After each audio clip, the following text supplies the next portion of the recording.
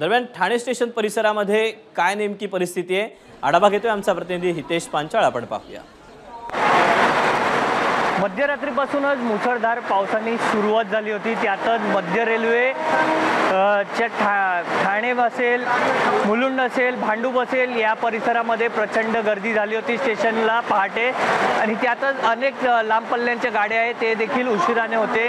आता सध्या ठाणे स्टेशनवर मोठी गर्दी आपल्याला पाहायला मिळते, कारण की त्या भांडूप असेल, विक्रोळी असेल या स्टेशनवर मोठ्या प्रमाणात ट्रॅकवर पाणी साचलं होतं. आता ते पाणी ओसरल्यानंतर आता कुठेतरी ठाणे रेल्वे स्थानकापासून आता जे गाडी आहे, लोकल ट्रेन आहे, आता सुरू झालेली आहे. आता जर पाहिलं की 10 ते 15 मिनिटं ट्रेन उशिराने आहे. आणि या ठिकाणी ठाणे रेल्वे स्थानकाचा संपूर्ण आपण परिसर बघितलं तर प्रत्येक स्टेशनवर मोठ्या प्रमाणात आपल्याला गर्दी दिसून येते. व्हिडिओ जर्नलिस्ट विनय राजभरसह हितेश पांचाळ, ABP माझा, ठाणे.